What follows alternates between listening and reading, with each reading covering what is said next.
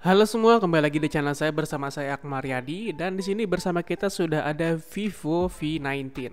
Jadi handphone ini baru saja diluncurkan oleh Vivo dan saatnya kita bongkar handphone ini. Oke, jadi pertama kita matikan terlebih dahulu handphonenya dan kemudian kita lepaskan SIM tray-nya. Handphone ini menggunakan 2 nano SIM ditambah lagi dengan 1 micro SD card slot. Dan untuk membuka handphonenya kita hanya menggunakan satu alat seperti ini. Ini adalah alat congkel yang biasa saya gunakan. Dan kita tinggal congkel bezelnya atau framenya sampai merata mengelilingi handphonenya sehingga back covernya bisa kita buka. Buat kalian yang masih baru jangan lupa subscribe dan nyalakan lonceng ya. Di bagian atas dan di bagian bawah back covernya ini terdapat antena dan back covernya ini terbuat dari polikarbonat atau biasa kita sebut plastik. Jadi back covernya dan bezel frame-nya dia menyatu ya. Selanjutnya ada 20 baut yang harus kita lepaskan dan di sini juga ada stiker garansinya. Di sini saya mencoba untuk menyelamatkan stiker garansinya dan stiker garansi di bagian atas di sini bisa kita selamatkan.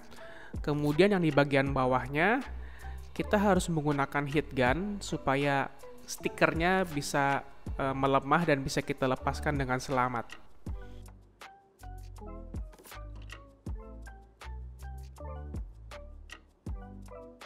Ingat, amankan stiker garansinya jangan sampai hilang ya. Setelah itu barulah kita lepaskan semua baut yang ada di handphone ini.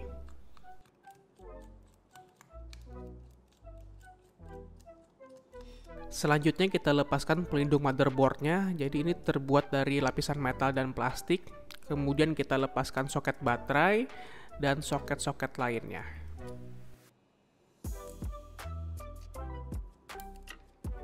Kamera pertama yang saya lepaskan ini adalah kamera makro dengan resolusi 2 megapiksel.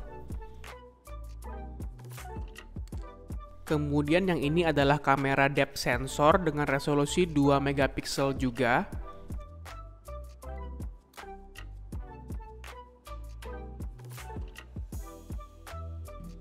Yang ini adalah kamera utamanya yaitu 48 megapiksel yang sudah dilengkapi dengan electronic image stabilization. Dan kalau kita lihat di sini ukuran kameranya ini lebih besar daripada handphone Vivo sebelumnya.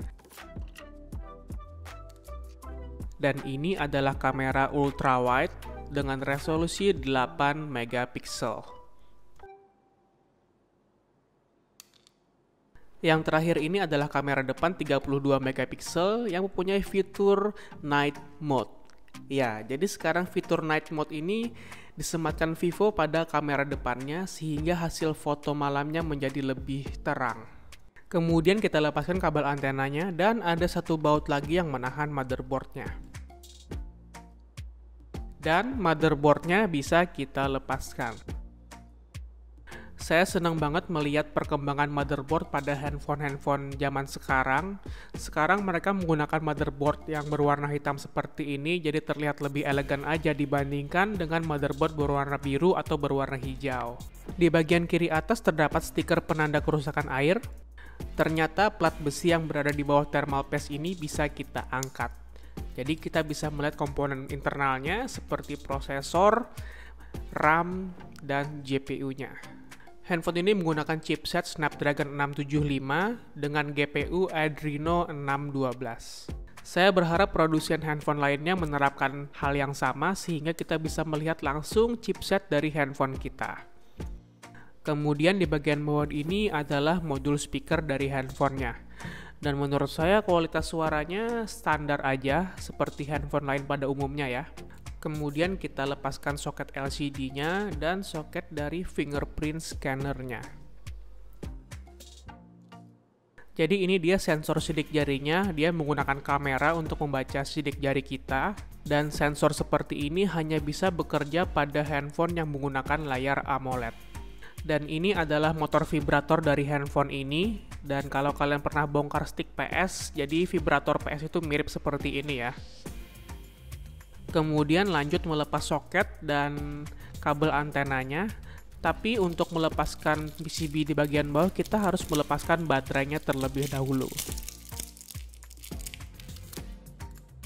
Handphone ini menggunakan baterai 4500 mAh, yang mana menurut saya itu sudah lebih dari cukup, dan jika kita pakai handphonenya dengan normal bisa bertahan selama seharian penuh.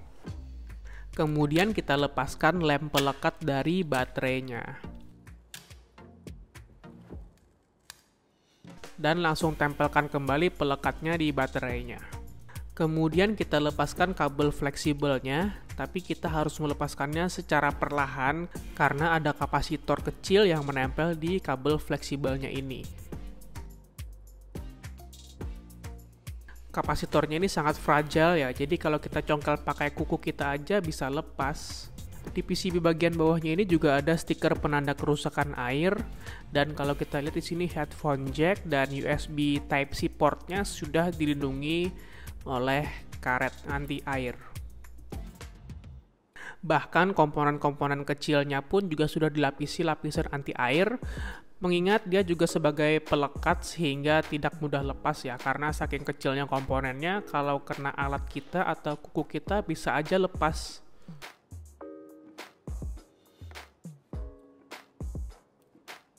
Untuk layar, handphone ini sudah menggunakan layar Ultra O Screen Display. Jadi kalau kita lihat di sini ada lubang kecil, itu adalah lubang dari kamera depannya. Ukuran layarnya 6,44 inci yang sudah dilengkapi dengan teknologi AMOLED. Jadi kalau kita lihat di sini ada lubang di bagian bawah untuk fingerprint scanner, kemudian di bagian atas untuk sensor cahayanya.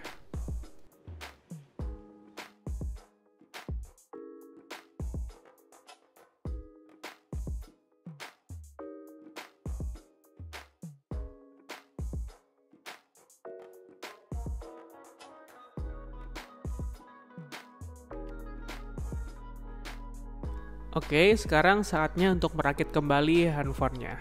Kita pasang dulu PCB di bagian bawahnya ya. Kemudian sensor sidik jarinya, kabel antena,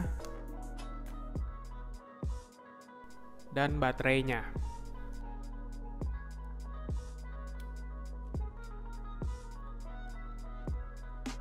Kemudian soket dari LCD-nya, dan modul speakernya. Selanjutnya kita pasang motherboard-nya. Selanjutnya kita pasang kamera depannya. Berbicara kamera depan, pada awalnya saya kira Vivo itu hanya gimmick dengan menerapkan fitur night mode di kamera depannya. Tapi setelah saya coba kamera depannya, ternyata hasilnya bagus banget untuk mode malamnya. Dan kemarin waktu ketemu Mas Ade dari Ade Review, saya juga bandingkan kamera depan Vivo V19 ini dengan Galaxy Note 10 dari Mas Ade. Dan ternyata hasil kamera depannya masih menang si Vivo V19 ini. Dan saya juga membandingkan hasil kamera depannya dengan iPhone 11 saya. Dan kalau kalian pengen lihat hasil perbandingannya, kalian bisa lihat di Instagram saya ya.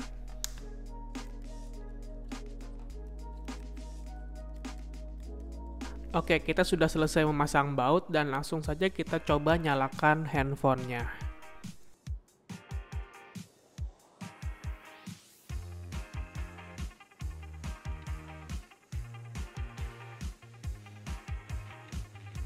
Kita coba screen touch ID-nya dan ternyata sensornya masih bekerja dengan baik. Kemudian kita coba untuk kameranya, dan kamera depannya bisa kita lihat di sini masih bekerja dengan baik. Kemudian kita pindahkan modenya ke mode kamera belakang, dan ini kamera belakang utamanya masih bekerja dengan baik juga. Dan kemudian kita coba ultra wide-nya juga masih bekerja dengan baik, dan kamera makronya juga bekerja dengan baik. Sebelum kita pasang back covernya, jangan lupa meletakkan kembali stiker garansinya. Jadi sehingga handphone ini seperti tidak pernah dibongkar.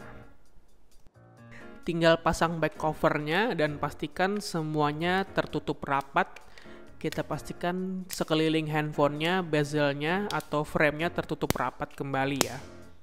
Oke, jadi sampai di sini dulu video hari ini. Jangan lupa like video ini, share video ini kepada teman-teman kalian, dan jangan lupa juga subscribe di channel saya, dan sampai ketemu di video-video selanjutnya.